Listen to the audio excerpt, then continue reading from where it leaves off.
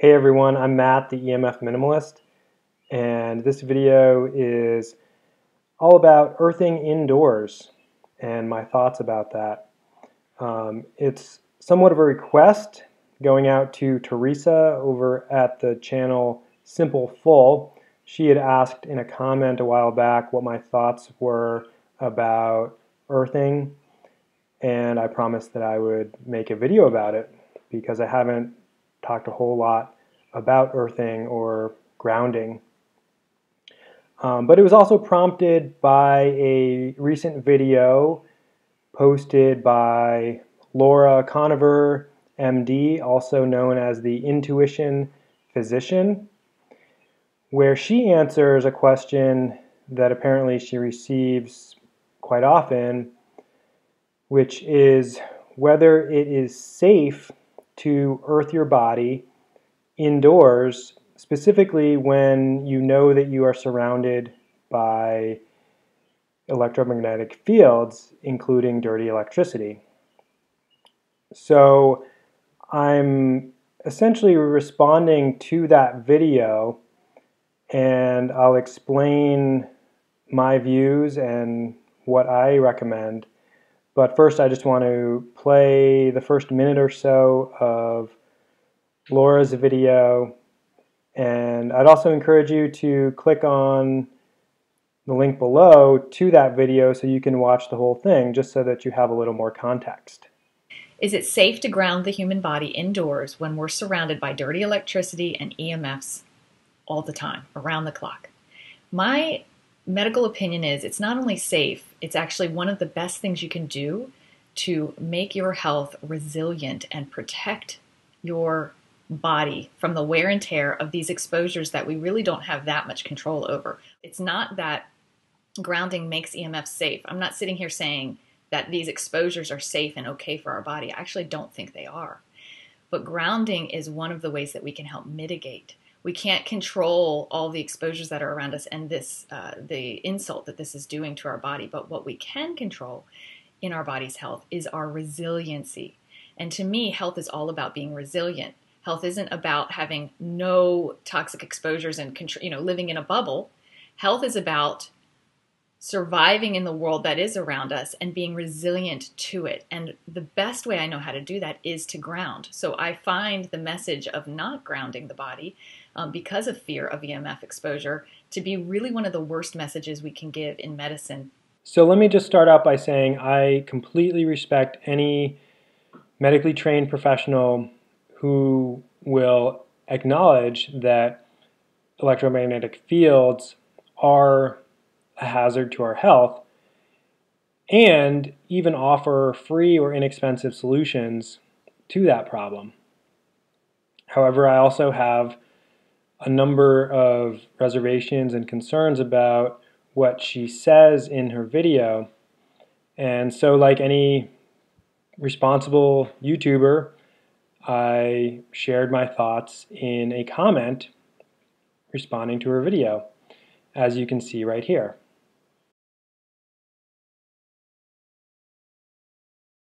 Grounding is a powerful healing tool. However, in an unhealthy EMF environment, its benefits will be limited. Just because we can't control every exposure doesn't mean we shouldn't attempt to eliminate the ones we can. The only way to truly heal is to sleep in a low or no EMF space by removing all wireless devices from the home and turning off as many circuits as we can. Never use a laptop without an external keyboard. If your sleeping space is above 2 milligauss, that's a magnetic field, you should focus on finding a new place to live. Grounding in an electrically polluted environment can be risky in some situations and is merely a band-aid in homes that have not been tested or mitigated for man-made EMFs. This is something we don't want to consider because it seems complicated and may reveal that we've inadvertently made our homes toxic by choice. So to be honest, I wouldn't even be making this video right now, except that I happened to rewatch Laura's video while I wasn't signed into my YouTube account. And what I noticed was that the comment that I just made wasn't there. So what that means is that Dr. Koniver found my comment, I suppose, to be offensive, or at the very least not aligned with her views, and therefore blocked me from her YouTube channel, which means that I can post comments, but I'm the only one who can view them. So that's something that I don't necessarily agree with. I can understand if somebody is posting, hateful, hurtful, offensive things, or just spamming because they're trying to sell something. But I think that censoring information just because it may not completely agree with what you're saying isn't really the point of, social media. So I'm not going to take it personally that Laura doesn't like my comment. I understand that she has financial interest in selling indoor earthing kits and paraphernalia.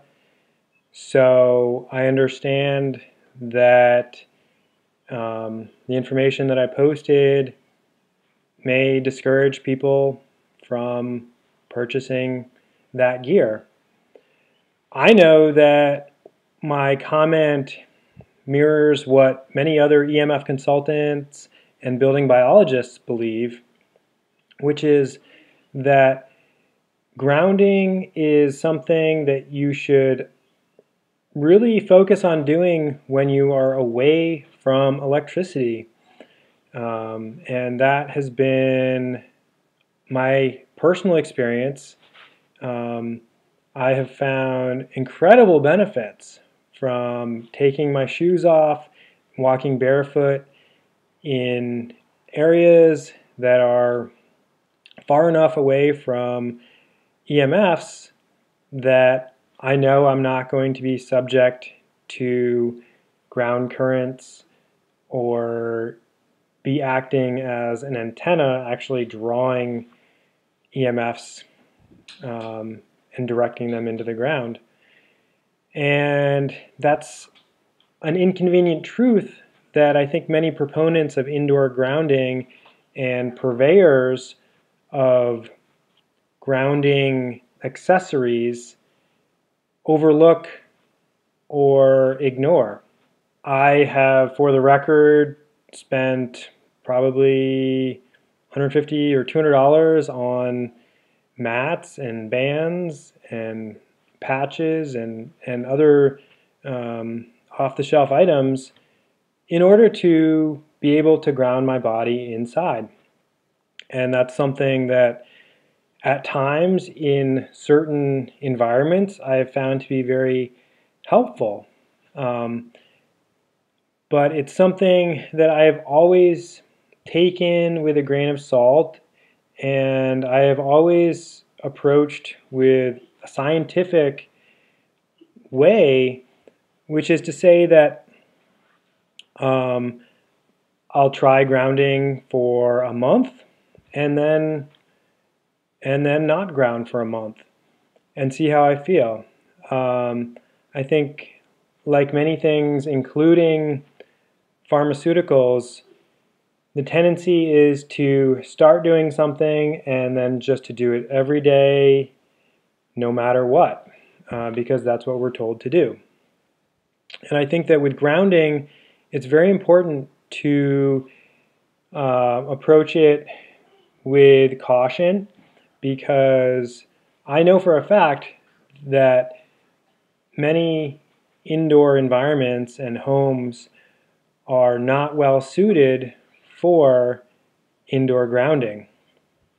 Regardless of whether you are attaching your grounding apparatus to the third prong of an outlet, or whether you are attaching them to a ground stake independent of your electrical system. So I'd love to learn that Laura did not intentionally block me from her channel, But until then, I'll just say these basic things about my thoughts of her video and of grounding in general. The first is that we really shouldn't be surrounded by EMFs 24/7. That is the problem, and we need to address the actual problem and not focus on these band-aids like grounding. Quite simply, when the sun is down or if we are trying to sleep, our indoor living space should have very low levels of EMFs. Like I've said before, you shouldn't have any wireless in your home, and if you can turn off the circuits to your bedroom at the very least, that's going to make a much greater impact and help your health much more than grounding your body. This is something that I've experienced myself, and many of the people that I've helped have experienced. Really, the only and best way to avoid wear and tear from EMFs is to avoid EMFs. Don't believe that we don't have that much control over EMFs. Then there's also an important difference between being afraid of EMFs and understanding the risks and knowing how to avoid them. I know that many people are afraid of EMFs, but unfortunately, it's something that has been unfairly characterized that anybody who attempts to avoid EMFs is simply afraid of them and acting irrationally. This is something that is even portrayed in, television. If you've seen the show Better Call Saul, you know what I'm talking about. So using grounding to mitigate EMF exposures is a little bit like using water to mitigate drinking excess amounts of alcohol. You really need to remove the toxin and supplement with the natural agent. If you focus only on grounding and then just assume that any exposure you have to EMFs will be mitigated and your body will be more resilient, then you're really only taking a half measure towards improving your health. I know that I'm not the only person who has had negative experiences while grounding indoors. When I'm grounded to an outlet in my home, I often experience ringing in my ears, disrupted sleep, and anxiety, even when the measurable EMFs around me are low. And I believe that this has to do with objectionable current found on grounding equipment or radio frequencies that are picked up by house wiring. And that's something that you can really only avoid if you are sleeping ungrounded. So I will say, if you're experiencing positive results from grounding, then that's great. Keep doing it. I don't want this video to discourage you or to throw shade at proponents of indoor grounding. I simply wanted to make sure that others could read my comment that I made on Laura's video, because for whatever reason, you currently cannot.